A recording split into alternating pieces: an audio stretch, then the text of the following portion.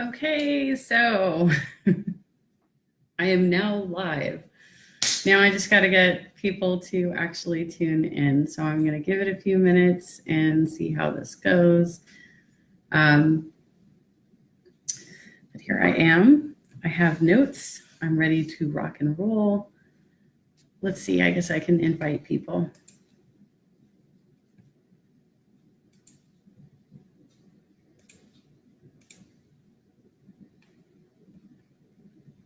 Let's see here who I can invite to join.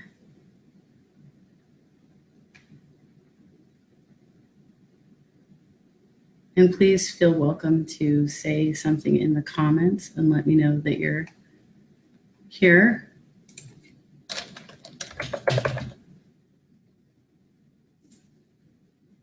Okay.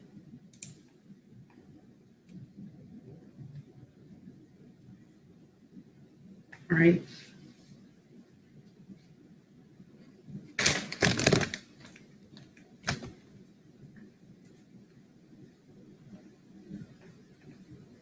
Oh, and it wants me to be the page. So I need to figure out how to change that. I don't know the technical stuff about this.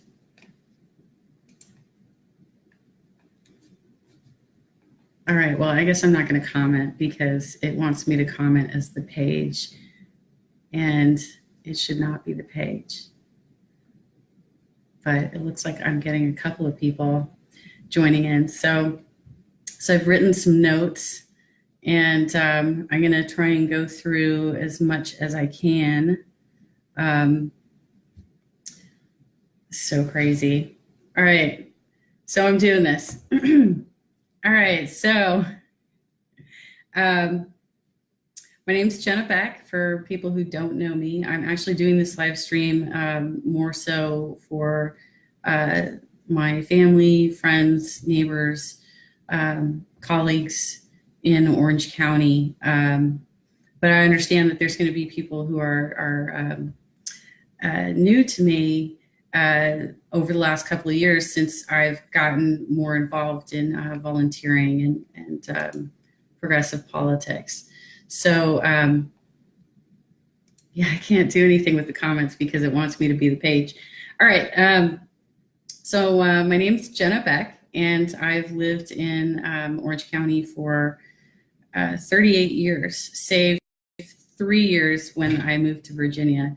I'm a longtime resident. I've gone to school here throughout K through 12, and I basically have raised my son here. I had my son here, and I was an IEP advocate at his school, and I was the committee chair for his Cub Scout pack and the webmaster. So I was doing some volunteer work back in the past. So I think that's probably enough. I actually have bios out there and a LinkedIn profile and a whole bunch of stuff that can tell you more about who I am. So I wanted to do this live stream because I've been wanting to do one for a long time now, and I couldn't find the right content or the right moment to really do one. And we had something happen over the weekend that was really impactful and sad and tragic. And that was that, okay, I guess that's buzzing. That was that we lost an old high school icon, a member of the community, and his name was Andy Boswell. He had been suffering from organ failure for a little over a month, I think now, and it became pretty dire in the last couple of weeks. Fortunately, those who were close to Andy were giving us updates in a group that we stay in touch in. It's based on a club that we used to all attend in Laguna Beach. And on Sunday morning, Andy finally succumbed to the failures, and he passed away. And so as a result, there are a lot of us who are reconnecting and coming together and grieving all at once. And I wanted to take a moment to just kind of reminisce about some of my memories, and then also transition and start talking about what I'm doing now. So there will be an obvious transition point if you just want to hear about memories about Andy. But if you want to stick around and see what I'm up to, you can do that as well. So I was really scared that I wouldn't know what to say. So I typed out a ton of notes, and I'm going to try and just get through as much of it as I can. But first, I'm going to just talk a little bit about my experiences with Andy. And it starts back in my freshman year. I had been convinced by a friend of mine, Robert, to try out for improv. I wasn't actually taking drama at the time, but he convinced me to try out for the improv show, which is a pretty bold move because I had never spoken on stage before. I had done dance for years, but I never had to like put myself out there in such a way, and this was going to be improv. So Andy was also in improv, and I did quite a few scenes with him, and it was really scary for me because I was super shy for much of my youth. I know that might be somewhat unbelievable now, but I really was. And he was like way too cool, way too cool. Everybody wanted to be Andy's friend. Everybody, he was funny, he was witty, and he was goth. And I was just like some, 14-year-old that wore sweatshirts and jeans.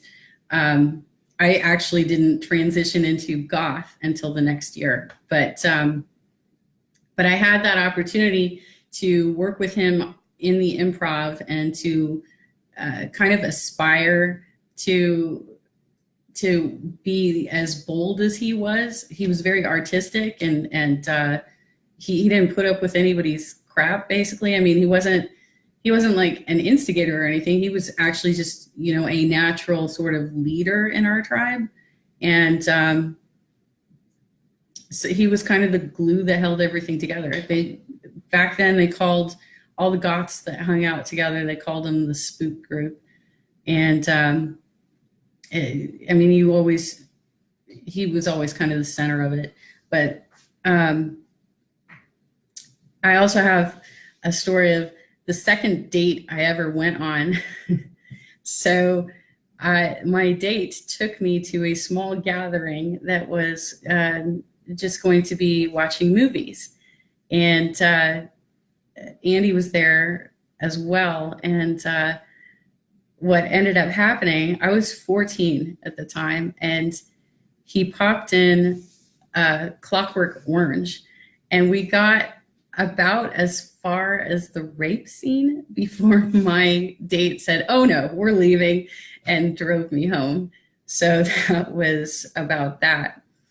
But yeah, high school was kind of crazy. It was like all of the parties that we had were really John Hughes style type of parties where just everybody from every clique went to these parties back then, and to beach parties and to house parties and all of the stuff.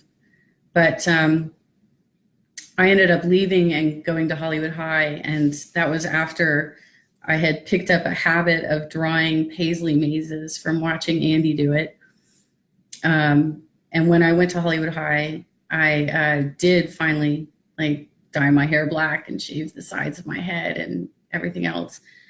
At that point, I became friends with Jerry, and he was really close friends with Andy. So I was still seeing Andy quite a bit here and there. We were never the type of friends who picked up the phone and called each other, but I saw him at so many different things, parties and functions and get-togethers and clubs. And I went to his house a few times. I would end up drinking tea with his sister while Jerry was going through Andy's record collection. So we had all those shared experiences. And Facebook is a great thing because I think it gives you the opportunity to really reconnect with all these people, and you can do it at your own pace. So even if you weren't super tight with somebody, you can like see what they're up to and catch up with them. So I actually reconnected with Andy. I can't even tell you how many years ago on Facebook. And I had a chance to see, all of the stuff that he had been up to, and getting his cabin in the woods, and doing all these house projects. And he was going to activist type events. So I could see that he was still exactly the kind of person that I had admired the entire time. And so when I heard that he was sick, it was just really shocking and really, really sad. And I think that everybody in the community that knew him and loved him is really, really hurting right now.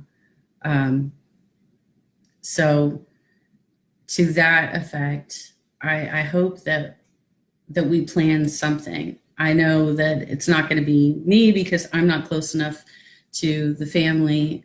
But I hope that something does get planned, some sort of memorial where we can get together and swap our Andy stories, and just, give everybody a big group hug and feel it together. So I don't want to harp on that too much, but I did want to give an opportunity to like put my thoughts on tape about how I felt about this situation, because I was ugly crying most of Sunday, and it's a healing process.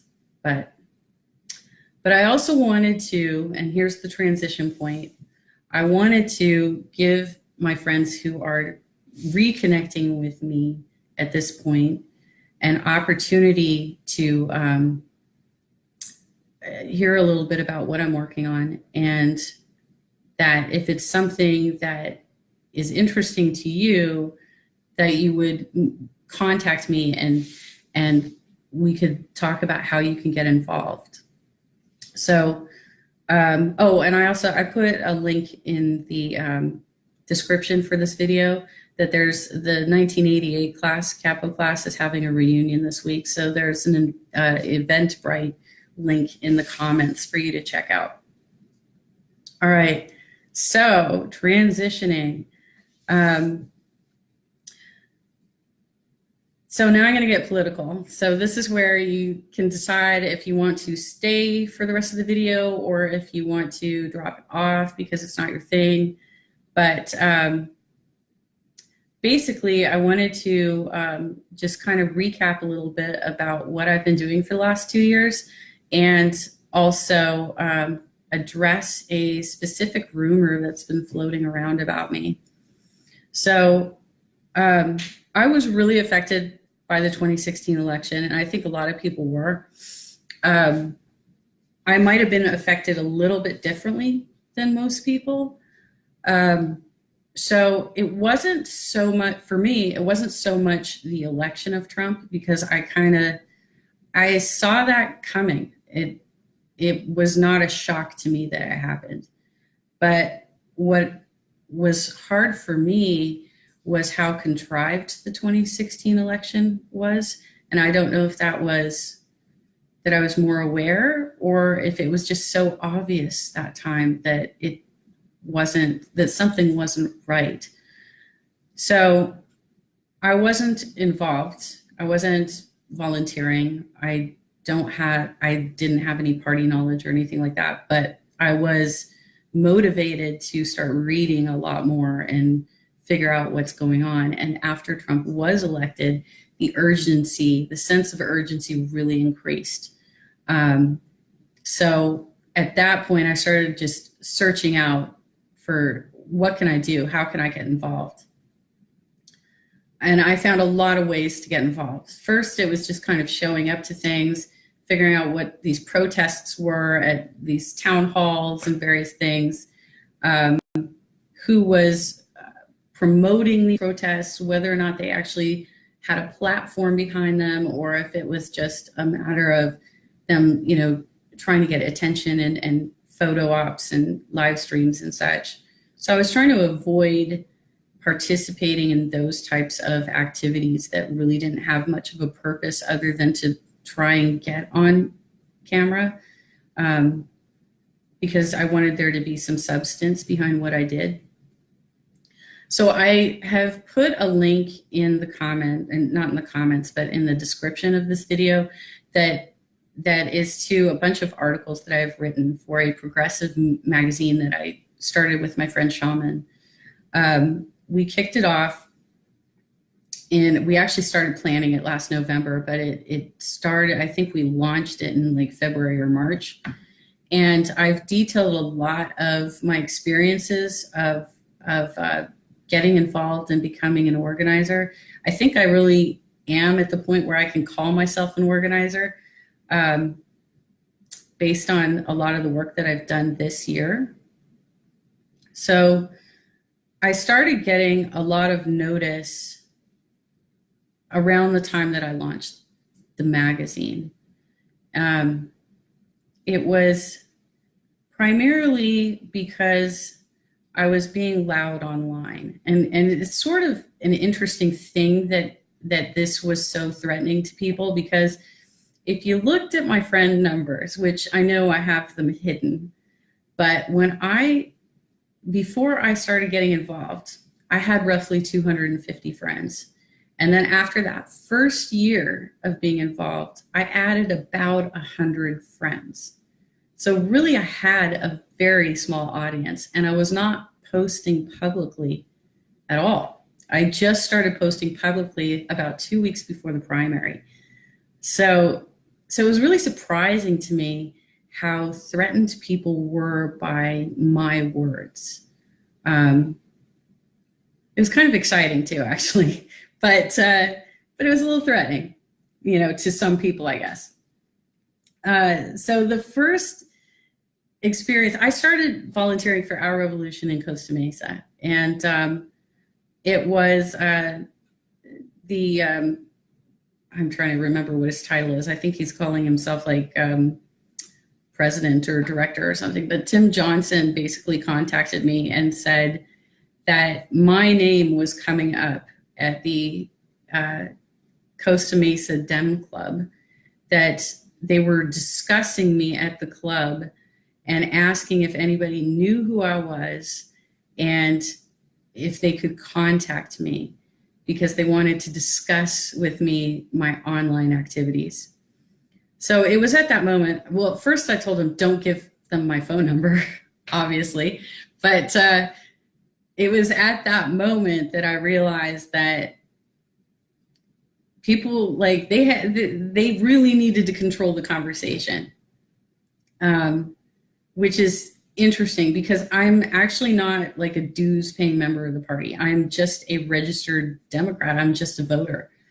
But realistically, it doesn't take much to impact politics. It really doesn't. Like, you can just have an opinion, and that could be scary to people.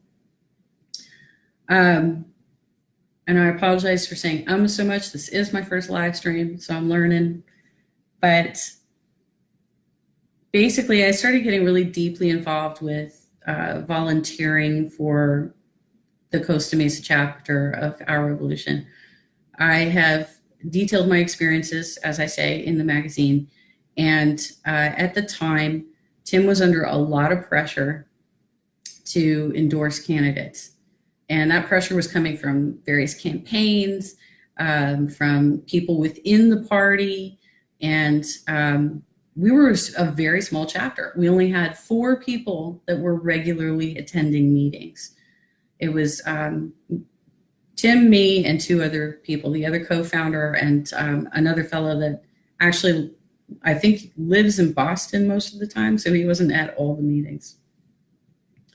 But Tim and I were the only ones who really were putting in a lot of hours to this, and Tim was also struggling with his own demons and really didn't have the capacity to do everything that was being asked of him and kind of demanded of him by these campaigns that wanted that endorsement.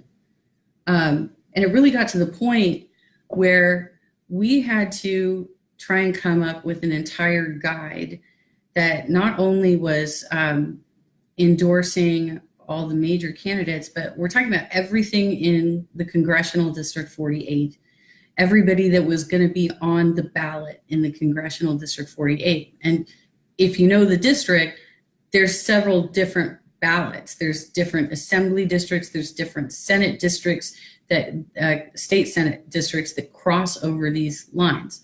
And we were expected to vet and endorse a candidate in every single race on the ballot, which is a ridiculous thing to ask of people who are doing this as volunteers in their spare time. But we took on the challenge and we tried to do it. So what ended up happening is not all of the endorsements were great. Some of the endorsements were ill-informed. Some of the sources that I used, and I'll take ownership of it. Some of the sources I used, I thought were giving me good recommendations, but they weren't. So what ended up happening is that I think 3 of the original recommendations had to be changed because they were not the most progressive candidate in the race.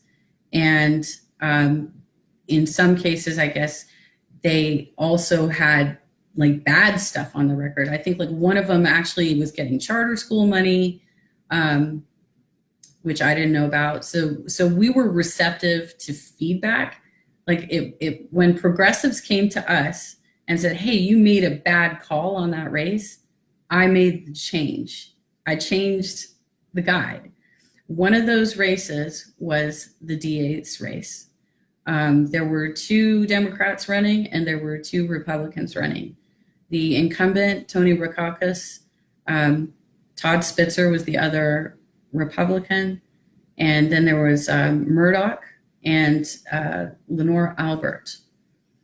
Now, in making the original recommendation for that race, I had selected Lenore because of the responses that she and Murdoch gave to the ACLU survey. Her responses were slightly stronger. What I did not know, because I am new to politics, is that there was all sorts of party stuff going on with that candidate, and I was unaware of that. So fortunately, I had been volunteering for David Hildebrand for Senate, and he called me. We were at the point where we were speaking over the phone. I was helping him with research. I did an event for him down here. I also got him into an event that I organized for Our Revolution Costa Mesa. And we've had a pretty tight working relationship where he can pick up the phone and call me. And he called me, or I called him, I can't remember, but he told me that was a bad endorsement. You need to change it. So I did, because I was receptive to the feedback and I made the change. What I didn't know is that Lenore, I guess, had some sort of involvement with Eric Bauman and the race with Kimberly Ellis. I really still don't know the details behind that because as I say, I'm new to politics and I really don't know the details behind all that. I was rooting for Kim Ellis and I did go see her speak at UCI. But what's going on in the party is still new to me, and the people around me are still new to me. And I still don't know all the relationships of who's working with whom. And, you know, this is new to me, and that's why I listen to feedback. But it is my understanding that there were screenshots taken of my original endorsement and that they have been circulated, and that this started months ago because I started getting phone calls about it months ago. These screenshots of the original endorsements are being circulated and used to tell people that I am a plant who is blowing up progressive campaigns. Now, it's surprising and shocking to me that people would do that, especially in the case where you have a longtime local resident who knows hundreds, if not thousands, of residents in Orange County. A person who is an eager willing, and proven volunteer and donor to progressive campaigns. And when our candidates are running corporate free, they need every ounce of support they can get. So it's really surprising to me that there are people in the movement who think that they own the movement and can exclude people from the movement, which is the opposite of democracy, and it's the opposite of progress, and it's the opposite of trying to pull the Democratic Party to the left and become a people's party. It's completely counterproductive, and in doing that, you're going to turn away good people who want to be involved and who want to work. So my live stream tonight is not only about connecting with my community, but it's also to let my community know that we shouldn't be standing up for this anymore. We need to be the ones who take ownership of leadership in this town. And that's why I wanted to make sure that you saw the links in there, that I'm currently volunteering for Scott Rhinehart. I want his name out there. We have a real chance to take a red seat that has never gone to a Democrat before. We could really do this.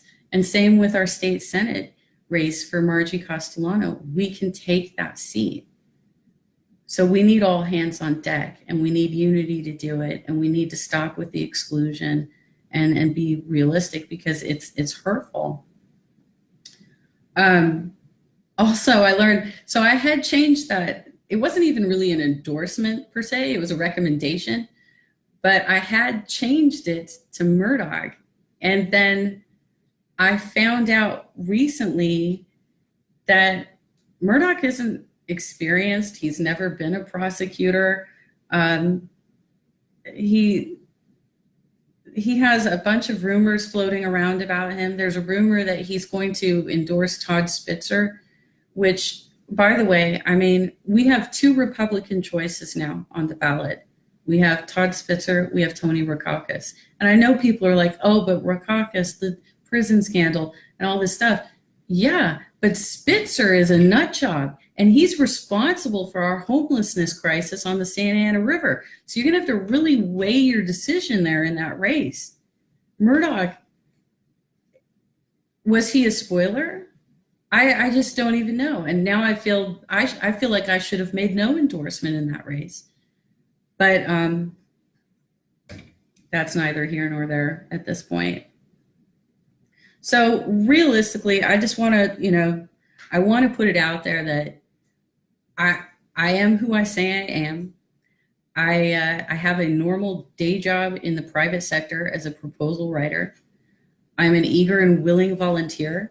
I'm not here to blow up anybody's campaigns. And I think it's a testament to who I am that so many people have contacted me to let me know that there is somebody in my community spreading disparaging things about me. So let's just, let's move forward. Let's not do this anymore. And then finally, I want to plug that I do have an upcoming article coming out. It is called Educate Me Part 3. It is the third part of my charter school series. And I hope to get the audio processed in the next day or so. And I have more commentary there about charter schools and basically how that is impacting public education. So nobody wanted to offer any comments. Well, I couldn't have responded through type anyway, but if you guys want to comment later, that'd be great. Anywho, that is all I have for you tonight. So it only went a half hour, and that's fine. I'm perfectly fine with that. So have a great night, everybody.